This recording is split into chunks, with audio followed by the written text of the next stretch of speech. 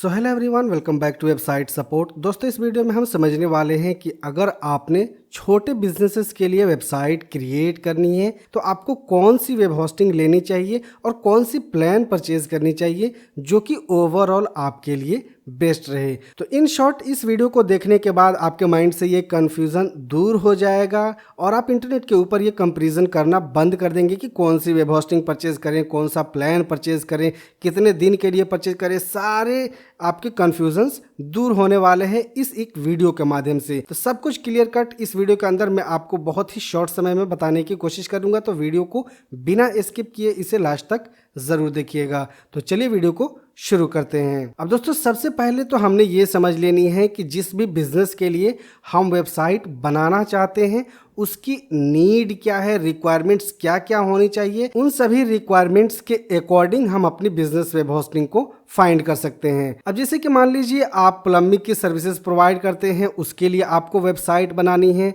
तो जो वेबसाइट आप बनाने वाले हैं उस वेबसाइट्स के ऊपर ट्रैफिक कहाँ से आने वाली है, कितनी ट्रैफिक्स आने वाली है, ये सारे रिक्वायरमेंट्स आपको समझने होंगे। तो फॉर एग्जांपल हमने यहाँ स्क्रीन के ऊपर एक प्लम्बिंग वेबसाइट का डेमो ओपन किया हुआ है। तो जैसे कि मान लीजिए आप अपनी सर्विस अपने सिटी के अंदर प्लम्बिंग सर्विसेज प्रोवाइड करते हैं, तो आपके साइट के ऊपर ट्रैफिक कहाँ से आएगी? मोस्टली आपके सिटी के अंदर से आएगी, या कुछ ट्रैफिक्स में भी हो सकता है कि नियर बाई लोकेशन से, आपके सिटी के नियर बाई लोकेशन से आ सके, लेकिन जो मोस्टली ट्रैफिक होगी वो आपके सिटी से होगी। तो अब आपने ये मेज़र कर लेनी है कि अगर आप अपनी बिजनेस वेबसाइट बनाते हैं तो आपके वेबसाइट के ऊपर कितने ट्रैफिक्स आने वाले हैं। तो मोस्टली जैसे कि मान लीजिए आप दिल्ली या उसके जैसे कोई और मेट्रो शहर कोलकाता मुंबई में रहते हैं, तो आप वहाँ पूरे शहर को तो सर्व नहीं कर सकते, आप कुछ एक पर्टिकुलर एरिया को सर्व कर सकते हैं। तो उस पर्टिकुलर एरिया के अकॉर्डिंग जैसे कि आपके साइट के ऊपर 50 से 100 ट्रैफिक्स डेली आने वाले हैं। क्लियर? अब आपकी वेबसाइट जो बनाएंगे उसके ऊपर जो कंटेंट होगा उसके अकॉर्डिंग आपके वेबसाइट के अंदर स्टोरेज कितने होने चाहिए। तो जैसे कि ये वेबसाइट हो गया, तो ये सर्विस वेबसाइट है। अब सर्विस वेबसाइट के अंदर मोस्टली आपको 4 से 5 पेजेस होते हैं और एक कॉन्टैक्ट फॉर्म होता है। इससे ज़्यादा इसके ऊपर कुछ नहीं होता है। मे बी अगर आप चाहें तो ब्लॉग्स वगैरह भी अपलोड कर सकते हैं, लेकिन वो एक ऑप्शनल पार्ट हो गया। मोस्टली 4 से 5 पेजेस होते हैं और एक कॉन्टैक्ट फॉर्म होता है। तो जैसे कि मान लीजिए ये होम पेज हो गया और यहाँ पे सर्विस पेज हो गया। सर्विस पेज के ऊपर जितने भी सर्विसेज आप प्रोवाइड करते हैं वो सारी चीज़ें आपको यहाँ पे मेंशन करनी होती है। इसके अलावा आपका contact form, about us form और टर्म्स कंडीशन का पेज होता है।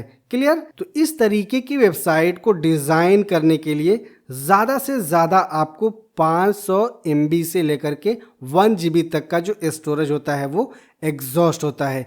इससे ज़्यादा स्टोरेज नहीं लगता है। तो इसलिए अगर आप कुछ इस तरीके की वेबसाइट को डिज़ाइन करवाना चाहते हैं या खुद से डिज़ाइन करना चाहते हैं तो आपके वेब होस्टिंग के अंदर ऐसी कोई एडवांस फीचर्स नहीं चाहिए जिससे कि आपकी वेबसाइट फास्ट लोड हो, या आपके वेबसाइट के ऊपर ज़्यादा ट्रैफिक आए तो आपकी वेबसाइट डाउन ना हो, या आपके वेब होस्टिंग के अंदर ज़्यादा से ज़्यादा स्टोरेज हो। यहाँ पे एक और डेमो हमने ओपन किया हुआ है AC टेक्नीशियन का।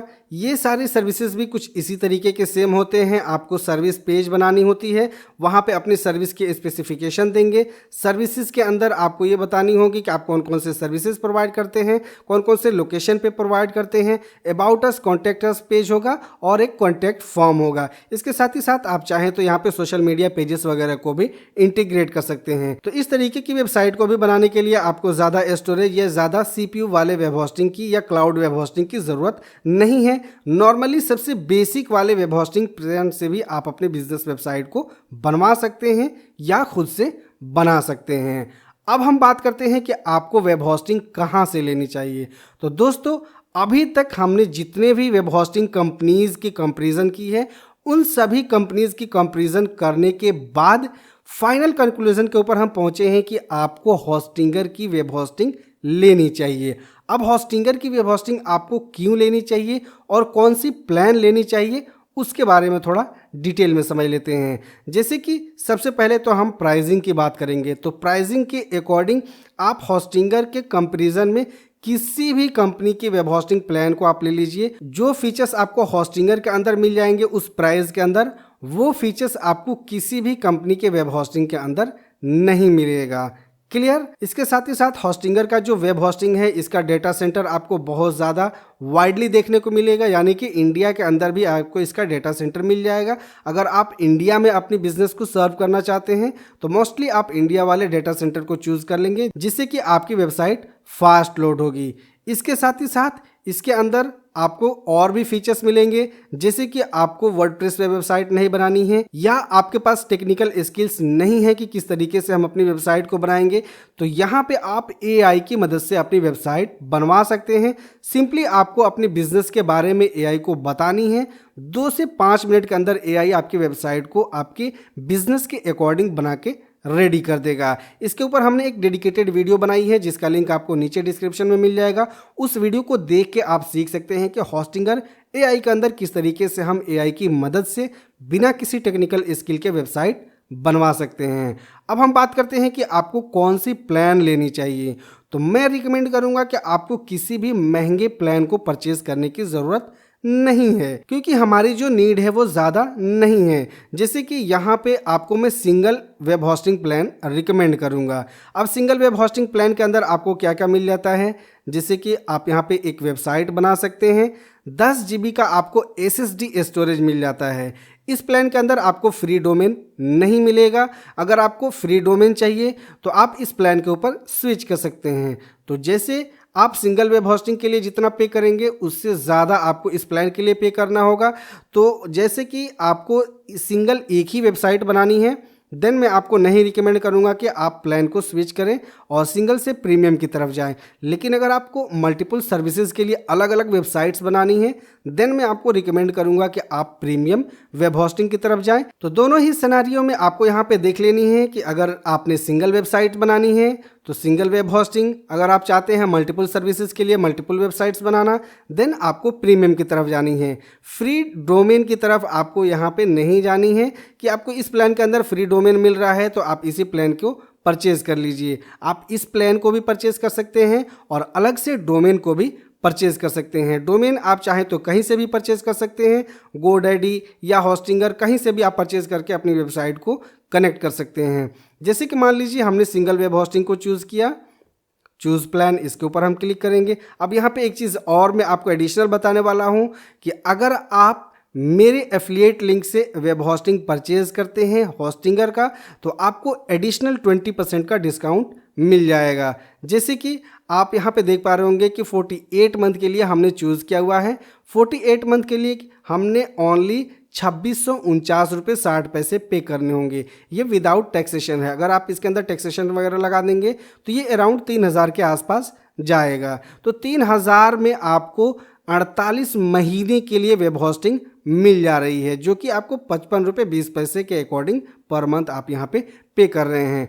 लेकिन अगर आप मेरा एफिलिएट लिंक यूज़ नहीं करते हैं तो जो एडिशनल यहाँ पे 662 रुपये का डिस्काउंट इसमें ऐड हुआ है, वो डिस्काउंट आपको नहीं मिलेगा। प्लेन आपको जो डिस्काउंट इसके अंदर आता है 70% से 80% तक का लेके, वही डिस्काउंट आपको यहाँ पे देखने को मिलेगा। तो मेरा एफिलिएट लिंक आपको नीचे डिस्क्रिप्शन में मिल जाएगा। उस एफिलिएट लिंक को यूज़ कीजिए और अपनी वेब होस्टिंग के ऊपर एडिशनल 20% तक का डिस्काउंट पाइए। सो तो फाइनली इस वीडियो के कंक्लूजन में मैं आपको यही बताना चाहूँगा कि आपको किसी भी यूट्यूबर या इन्फ्लुएंसर के बातों में नहीं आनी है कि आप प्रीमियम वेब होस्टिंग परचेज कर लीजिए या क्लाउड वेब होस्टिंग परचेज कर लीजिए तो आपकी साइट फास्ट चलेगी, तो आपकी साइट के ऊपर ज़्यादा लोग आएंगे। ऐसा कुछ भी नहीं होता है। आप बिल्कुल बेसिक प्लान से अपने बिजनेस वेबसाइट को बनाइए। पहले उसके ऊपर ट्रैफिक जनरेट कीजिए। जैसे ही आपकी वेबसाइट के ऊपर ज़्यादा ट्रैफिक्स आने लगे, देन आप अपने प्लान को स्विच कीजिए। स्टार्टिंग में आपको ज़्यादा पैसे अपनी वेबसाइट के ऊपर इन्वेस्ट करने की ज़रूरत नहीं है। वही पैसे आप मार्केटिंग वगैरह में इन्वेस्ट कीजिए, देन आपकी बिजनेस फास्ट ग्रो होगी। तो आई होप कि इस वीडियो के माध्यम से आपको एक कंक्लूजन मिल गया होगा कि अगर आपने छोटे बिजनेसेस के लिए वेबसाइट बनानी है तो उन वेबसाइट्स की क्या नीड होती है, उस नीड के अकॉर्डिंग आपने कहाँ से वेब होस्टिंग परचेज करनी चाहिए, कौन सी प्लान को परचेज करनी चाहिए, और जो प्लान आप परचेज कर रहे हैं उस प्लान के अंदर आपको किस तरीके से एडिशनल और भी डिस्काउंट्स पा सकते हैं, जिससे कि आपके पैसे ज़्यादा नहीं लगे।